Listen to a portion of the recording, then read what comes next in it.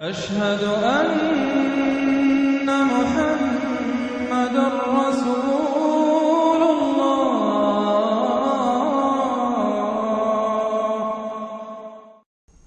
اگلی صورت میں 3 جوڑے بلکہ 2 جوڑے آ رہے ہیں صرف۔ واللیل اذا یغشا، قسم ہے رات کی جبکہ وہ ڈھانپ لیتی ہے۔ والنہار اذا تجلی، قسم ہے دن کی جبکہ وہ روشن ہو جاتا ہے۔ یہ ہمارے خارج میں آفاق کے اندر دن اور رات۔ وما خلق الذکر والانثی، ہمارے انفس میں، ہمارے اندر کوئی مذکر ہے، کوئی مؤنث ہے، کوئی مرد ہے، کوئی عورت ہے۔ یہ جو تضادات بظاہر نظر آتے ہیں حقیقت میں تضادات نہیں ہیں، ان دونوں کے مل کے ہی در حقیقت فطرت اپنے مقاصد کی تکمیل کر رہی ہے۔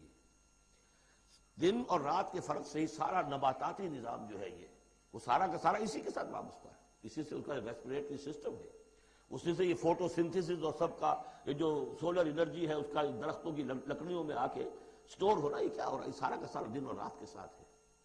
اسی طریقے سے مرد اور عورت اگر یہ فرق نہ ہو تو اولاد کیسے ہو، آگے نسل کیسے چلے؟ تو تضادات میں بھی توافق ہے یہاں، اگرچہ بعض چیزیں بظاہر متضاد ہیں لیکن ان میں توافق ہے۔ اللہ تعالیٰ نے اسی لیے پیدا کیا، لیکن ساتھ ہی یہ بتا دیا کہ جیسے یہ تضادات تمہیں نظر آ رہے ہیں واضح طور پر، دن اور رات، نر اور مادہ، ایسے ہی ان سعیکم لشتی، تمہاری جو سعی ہے، محنت ہے، بھاگ دوڑ ہے، وہ تو سب کر رہے ہیں۔ وہ تو کل ہم پڑھ چکے سورہ بلد میں، لقد خلقنا الانسان فی کبد، ہم نے تمام انسانوں کو مشقت میں پیدا کیا۔ مشقت انسان کا مقدر ہے، محنت کرنی ہے، جد و جہد کرنی ہے، معاشی جد و جہد ہے، اور بھی جو ہے پھر اولاد کا پالنا ہے۔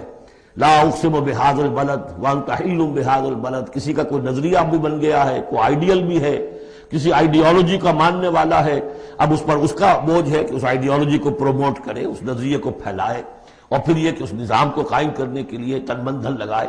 تو کتنے بوجھ ہیں انسانوں پر، پھر کتنے صدمے انسان اٹھاتا ہے۔ تو فرمایا کہ لا اقسم بہذا البلد وانت حل بہذا البلد ووالد وما ولد لقد خلقنا الانسان فی کبد، مشقت تو ہر ایک کو کرنی ہے، لیکن جو نتیجے نکلتے ہیں مشقت کے وہ بالکل برعکس ہے، رات اور دن کا سا تضاد ہے ان میں۔ ان سعیکم لشتی، کوئی شخص اس محنت کے نتیجے میں اپنے آپ کو جنت کا مستحق بنا لیتا ہے، کوئی شخص اسی محنت کے نتیجے میں اپنے آپ کو دوزخ کا مستحق بنا لیتا ہے، راستے جدا ہو جاتے ہیں۔ اس کی بڑی پیاری تشریح ایک حدیث میں آئی ہے، حضور نے فرمایا کل نفس یغدو، ہر جان جو ہے صبح جب ہوتی ہے ہر انسان کی، فبائع نفسہا، پھر یہ کہ وہ اپنے نفس کو بیچتا۔ اب کوئی دفتر جا رہا ہے اپنی صلاحیت بیچ رہا ہے، کوئی بیچارہ وہ چونکہ اور کچھ نہیں سیکھ سکا تھا، اینٹیں ڈھو رہا ہے، تعمیر کا جہاں ہو رہی ہے، کوئی کسی چلا رہا ہے، کوئی ہل چلا رہا ہے، کسی کی مشقت، کوئی اپنی جسمانی جو قوت ہے وہ بیچ رہا ہے، کوئی اپنی ذہنی صلاحیت، اپنی ایکسپرٹیز، ڈاکٹر ہے اس نے بڑی مشکل سے فن حاصل کیا ہے، وہ بیٹھ کے فیس لے رہا ہے، لیکن بیچ رہا ہے اپنے آپ کو، اپنا وقت بیچ رہا ہے۔ تو کل نفس یغدو فبائع نفسہ فموتقھا وموبقھا، دن بھر کی محنت کر کے شخص ایک وہ شخص ہے جس نے حلال کو پیش نظر رکھا، حرام سے بچا، جھوٹ نہیں بولا، کسی کو دھوکہ نہیں دیا، کسی کے ساتھ جو ہے بے ایمانی نہیں کی، وہ شام کو آئے گا تو مشقت تو اس نے بھی کی ہے لیکن یہ لے کر آئے گا اللہ کی رحمت۔ دوسرا شخص مشقت اس نے بھی کی ہے، کہیں کم تول دیا تھا، کہیں کم ماپ دیا تھا، کہیں جھوٹ بول دیا تھا، کہیں کسی کی حق تلفی کی تھی، کہیں کسی کی عزت نفس پر حملہ کر دیا تھا، وہ مشقت بھی کر کے آئے گا اور شام کو جہنم کی گٹھڑی لے کر آئے گا اپنے کندھے پر۔ یا وہ نفس کو جہنم سے آزاد کرا کے آیا شام کو، اور یا وہ شام کو جہنم کے عذاب کی ایک گٹھڑی لے آیا ہے۔ تو کل نفس یغدو فبائع نفسہ فموتقھا وموبقھا۔ اب وہ بات ہے، اب یہ اس ایک بار سے سمجھ لیجئے کہ میرے نزدیک قرآن مجید کی اہم ترین یہ صورت ہے۔ ایک راستہ ہے، اس کے 3 اوصاف بیان کیے ہیں، اگر یہ 3 اوصاف ہوں گے تو خیر کے راستے پر آدمی بڑھتا چلا جائے گا، اور اگر اس کے برعکس 3 صلاحیتیں ہوں گی تو انسان گرتا چلا جائے گا، شر کی طرف جو ہے وہ اس کا قدم آگے سے آگے بڑھتا چلا جائے گا۔ پہلے 3 اوصاف کون سے ہیں؟ واللیل اذا یغشا والنہار اذا تجلی وما خلق الذکر والانثی ان سعیکم لشتی فاما من اعطی واتقی وصدق بالحسنی۔ جس شخص میں عطا ہے، جود ہے، سخاوت ہے، کسی کو بھوکا دیکھے تو اگر ایک روٹی ہے تو اس کو بھی بانٹ کر کھا سکے، کسی کو تکلیف میں دیکھے تو اگر اس کے پاس کوئی ہے ایسی چیز جس سے کہ اس کی تکلیف وہ رفع کر سکتا ہو تو دریغ نہ کرے، یہ عطا ہے، جود، عطا، سخاوت۔ فَأَمَّا مَنْ أَعْطَى، پہلی شرط یہ ہے، کیونکہ ہم سورہ بلد میں بھی دیکھا ہے کہ وہ جو گھاٹی ہے جس سے گزرنا مشکل ہے، فَلَقْتَحَمَ الْعَقَبَةَ، وہ کون سی گھاٹی تھی؟ فَكُّ رَقَبَةٍ أَوْ إِطْعَامٌ فِي يَوْمٍ ذِي مَسْغَبَةٍ يَتِيمًا ذَا مَقْرَبَةٍ أَوْ مِسْكِينًا ذَا مَتْرَبَةٍ ثُمَّ كَانَ مِنَ الَّذِينَ آمَنُوا وَتَوَاصَوْا بِالصَّبْرِ وَتَوَاصَوْا بِالْمَرْحَمَةِ۔ اس گھاٹی کو عبور کر کے اگر اہل ایمان میں شامل ہوگا تو ابو بکر صدیق بنے گا، عمر فاروق بنے گا، عثمان غنی بنے گا، اور اس گھاٹی کو عبور کیے بغیر کسی وجہ سے اسلام لے آیا عبداللہ ابن ابی بن جائے گا۔ اگرچہ اس نے بھی کلمہ پڑھا ہے، اس نے بھی کہا ہے اشہد ان لا الہ الا اللہ واشہد ان محمد رسول اللہ، اور وہی کلمہ پڑھا ہے ابو بکر نے اور عمر نے اور عثمان نے اور علی رضی اللہ تعالیٰ عنہ۔ لیکن فرق کیا ہے؟ یہ زمین کچھ اور تھی جس میں بیج پڑا ہے، وہ زمین کچھ اور تھی جس میں بیج پڑا ہے، اس زمین میں ہل چل چکا تھا۔ تو فرمایا کہ پہلی شے کیا ہے، اور یہ آیت ہم پڑھ چکے ہیں، چوتھے پارے کی پہلی آیت، لن تنالوا البر حتى تنفقوا مما تحبون، تم نیکی کے مقام تک رسائی حاصل نہیں کر سکتے جب تک کہ خرچ نہ کر سکو اللہ کے لیے اور اللہ کی مخلوق کے لیے، اور وہ چیز کہ جو تمہیں پسند ہو۔ یہ نہیں کہ جو اذکار رفتہ ہو گئی، بیکار ہو گئی، پرانی ہو گئی، دل سے اتر گئی، وہ دے دیا اور پھر سمجھا کہ ہم نے حاتم طائی کی قبر کو لات مار دی ہے، یہ نہیں ہے۔ مما تحبون، نیکی کی گرد کو نہیں پہنچ سکتے، لن تنالوا البر حتى تنفقوا مما تحبون۔ تو پہلی شرط ہے اعطاء، دوسرا ہے واتقا۔ واتقا کیا ہے؟ وہی اخلاقی حس جو ہے وہ اگر بیدار ہے، نتیجہ کیا نکلے گا کہ وہ پھر نیکی کرنا چاہے گا، بدی سے بچے گا۔ وہی فَأَلْهَمَهَا فُجُورَهَا وَتَقْوَاهَا، اگر یہ حس مر نہیں گئی ہے، یہ دفن نہیں ہو گئی ہے، اس کے اوپر حوث جو ہے اس کا غلبہ نہیں ہو گیا ہے، کوئی اور غلط جو ہے انسان کا رجحان اس نے اسے دبا کر نہیں رکھ دیا ہے، تو تقا اس کے اندر ہوگا، میرا میں کسی کا دل نہ دکھا دوں، میں کسی کا حق نہ مار لوں، اس کے اندر ایک احساس ذمہ داری جو ہے وہ موجود رہے گا۔ اور تیسری شرط وَصَدَّقَ بِالْحُسْنَى، جو بھی اچھی بات اس کے سامنے رکھی جائے اور اس کا دل گواہی دے دے کہ ہاں بات ٹھیک ہے، فوراً قبول کرے، تصدیق کرے۔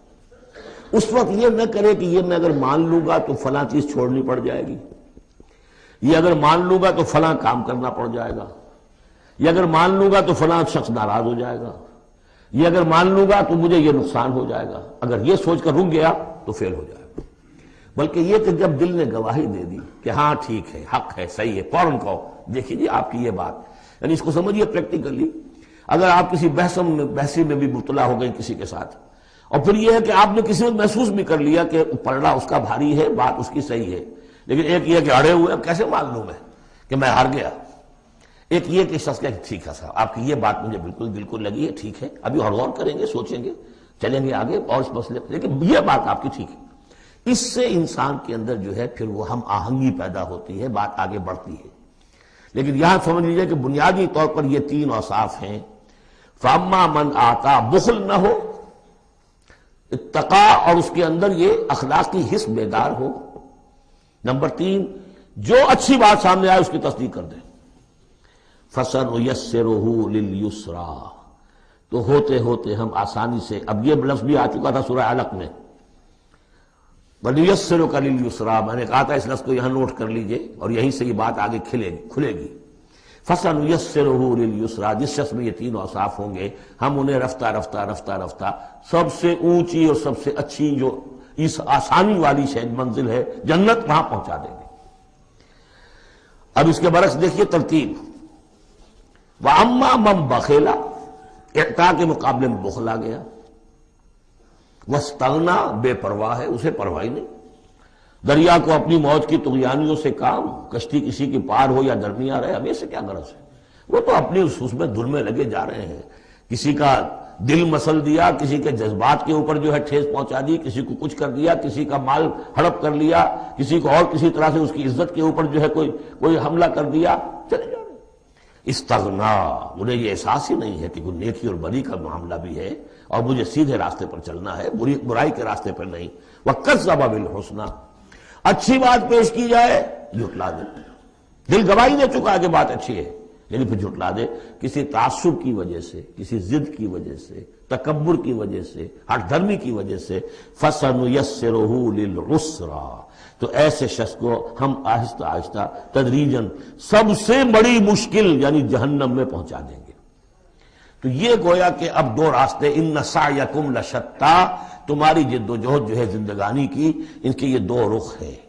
اگر تو یہ ہے اما من اعطا واتقا وصدق بالحسنی، اگر یہ تینوں چیزیں بتمام و کمال موجود ہوں تو وہ شخص صدیق بنے گا، ابو بکر صدیق بنے گا رضی اللہ تعالی عنہ، ان کے نقش قدم پر چلنے والا ہوگا۔ اور اگر ان تینوں سے کوئی چیز کمی ہے تو کہیں بیچ میں لٹک جائے گا، اور تینوں ہی نہیں ہے تو معلوم ہوا کہ وہ بدترین خلائق ہوگا پھر، جس کا کہ سب سے بڑا کردار جو قرآن مجید میں آتا ہے وہ ابو لہب ہے۔ ابو جہل جو ہے وہ بدترین نہیں تھا، اچھی طرح سمجھ لیجئے، وہ تو جب آج ہم پڑھیں گے، جب سورہ علق آئے گی تب اس کے کردار کا نقشہ سامنے آئے گا۔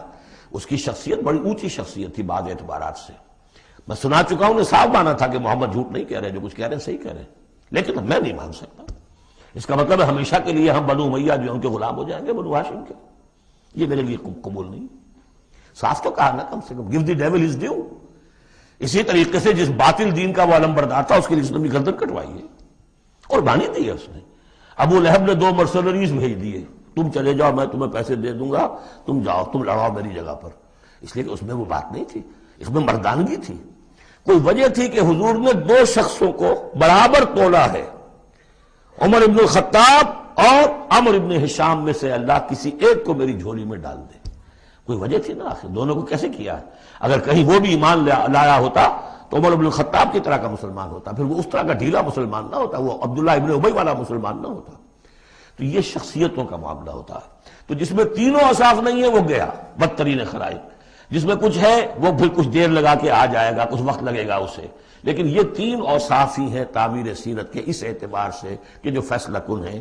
فَأَمَّا مَنْ أَعْطَىٰ وَاتَّقَىٰ وَصَدَّقَ بِالْحُسْنَىٰ فَسَنُيَسِّرُهُ لِلْيُسْرَىٰ وَأَمَّا مَنْ بَخِلَ وَاسْتَغْنَىٰ وَكَذَّبَ بِالْحُسْنَىٰ، بالکل اپوزٹ چیزیں، فَسَنُيَسِّرُهُ لِلْعُسْرَىٰ وَمَا يُغْنِي عَنْهُ مَالُهُ إِذَا تَرَدَّىٰ، اور اس نے جو مال جمع کیا ہوگا اپنے لیے وہ قطعاً کام نہیں آئے گا جب اسے گرایا جائے گا، گڑھے میں جب گرے گا جہنم کے۔ إِنَّ عَلَيْنَا لَلْهُدَىٰ، دیکھو انسانوں ہمارے ذمے ہے صرف ہدایت پہنچا دینا، یا اب اللہ تعالیٰ اپنے ذمے لے رہے ہیں، یہ ہمارے ذمے ہے کہ تمہیں راستہ دکھا دیں، سجھا دیں، یہ سجھا دینا ہمارے ذمے ہے۔ اس کے لیے ہم نے تمہیں جبلی ہدایت بھی دی ہے، اس کے لیے ہم نے تمہارے اندر اخلاقی حس بھی رکھ دی ہے، اس کے لیے ہم نے اپنی روح تم میں پھونکی ہے، اس میں ہماری معرفت اور محبت موجود ہے، اور پھر ان تمام چیزوں کی تکمیل کے لیے ہم نے نبی بھیج دیے، رسول بھیج دیا، کتابیں نازل کر دی، ہم نے اپنا ہدایت کا جو فرض تھا وہ ادا کر دیا۔ ان علینا للہدیٰ وان لنا للآخرۃ والأولیٰ، پھر ہمارے ہی لیے ہے اختیار آخرت کا بھی اور اولیٰ کا بھی، دنیا کا بھی۔ پھر فیصلہ ہم کریں گے کہ کون اب اس قابل ہو گیا ہے کہ دنیا کو ان کے بوجھ سے پاک کر دیا جائے، زمین کو ان کے بوجھ سے آزاد کر دیا جائے، پوری قوموں کو ملیا بیٹ کر دیا جائے۔ فیصلہ کرتے ہیں، وہ پڑھ چکے پچھلی صورت میں، فَدَمْدَمَ عَلَيْهِمْ رَبُّهُمْ بِذَنبِهِمْ فَسَوَّاهَا، ایسے ہے کہ جیسے کسی باغ میں سے کوڑا کرکٹ جمع کیا جائے اور پھر اسے آگ دکھا دی جائے، اس لیے کہ اس باغ کے لیے بدنما داغ ہے۔ اب تو یہ کہ وہ انسان جو ہے کہ جو پھر اس حد تک ہدایت کے واضح ہو جانے کے بعد کہ نبی آ گیا، کتاب آ گئی اور اس نے ماڈل پیش کر دیا اپنی زندگی کے اندر، پھر بھی نہیں مانا، تو پھر یہ جو بھی فیصلہ ہے وہ ہم کرتے ہیں۔ فَأَنذَرْتُكُمْ نَارًا تَلَظَّىٰ، دیکھو میں نے تمہیں خبردار کر دیا اس آگ سے جو بھڑک رہی ہے اور وہ منتظر ہے۔ لا یصلاھا، ہم دیکھ چکے ہیں کئی جگہ آیا ہے کہ وہ تو دھاڑ رہی ہے بھوکے شیر کی طرح، اسے تو چاہیے اپنی خوراک۔ لا یصلاھا الا الاشقی، نہیں پڑے گا اس میں مگر وہی جو بہت ہی بدبخت ہے۔ کیوں؟ کم بدبخت تو اگر ہوتا معاملہ تو اور ہوتا، یہ محمد کے آنے کے بعد بھی صلی اللہ علیہ وسلم جس کی حقیقت نظر نہیں آئی تو اس سے بڑا بدبخت کوئی ہے ہی نہیں۔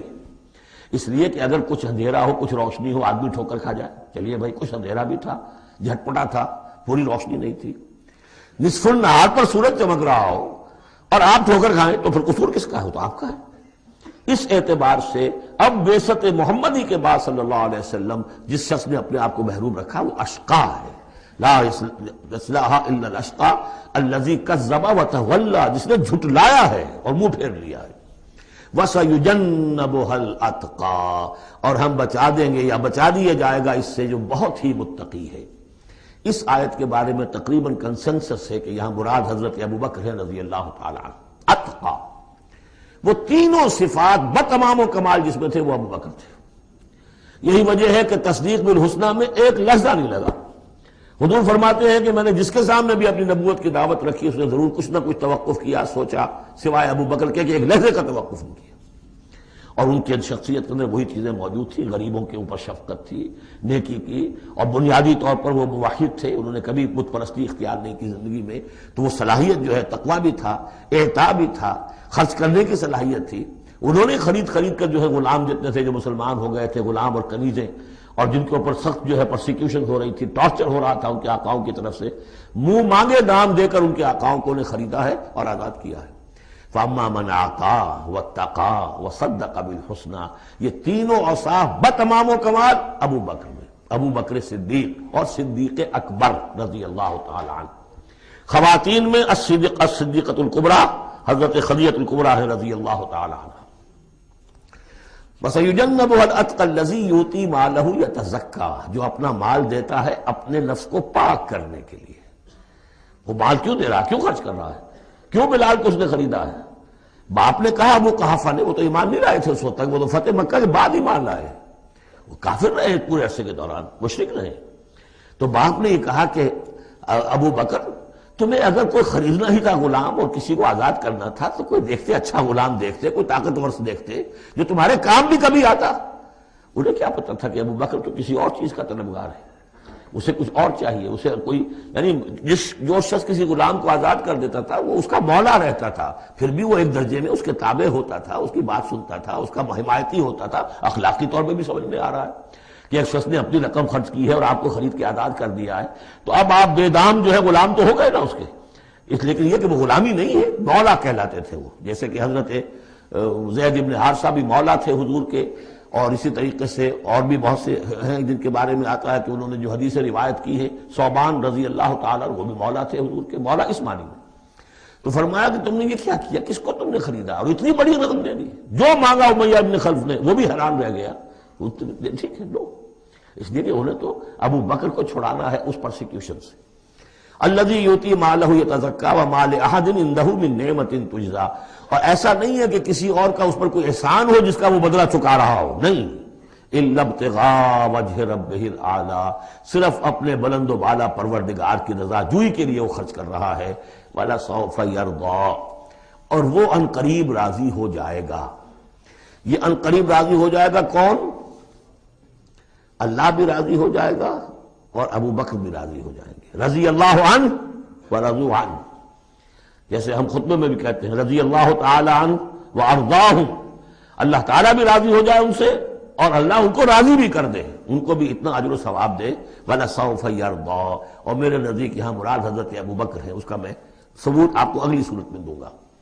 اب دیکھیے پہلی صورت میں آیا تھا قد افلح من زکاہا وقد خاب من دساہا، 8 آیتیں تھیں، وہ تھیں قسموں پر مشتمل، لیکن اصل مضمون کیا تھا؟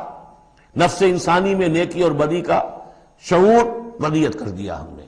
اب جس نے اس کو بنا لیا، سنوار لیا، وہ کامیاب، جس نے اس کو دبا دیا، مٹی میں دفن کر دیا، وہ ناکام۔ اگلی صورت میں آگے راستہ بتا دیا، سنوارنے کا راستہ کیا ہے؟ اعطاء، تقوی، تصدیق بالحسنہ، ان عادتوں کو کلٹیویٹ کرو اپنے اندر، تو یہ راستہ جو ہے تمہارا جائے گا صدیقیت کی طرف اور اللہ تعالیٰ کی رضا کی طرف۔ اس کے برعکس اوصاف بخل، استغناء، پرواہ نہیں، کیا خیر کیا شر کوئی پرواہ نہیں، اپنی خواہشات کو پورا کرنا ہے، اپنی اشتہا جو ہے اس کو شہوت کو پورا کرنا ہے، حرام سے حلال سے اسے کوئی بحث نہیں، اور یہ کہ بات سچی آئی، اچھی آئی اور دل نے گواہی دے دی پھر بھی اس کو رد کر دیا، تو وہ دوسری منزل پہ نکل جاؤ گے۔ اب یہ جو پہلی منزل تھی اس کا نقطہ عروج کون ہے؟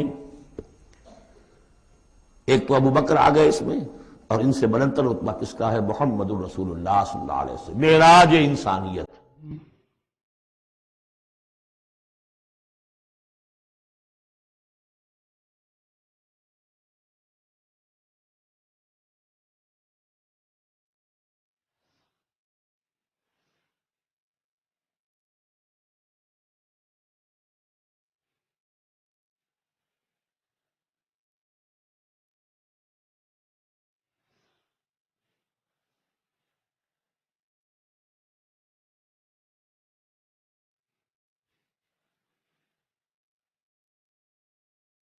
مولاي صل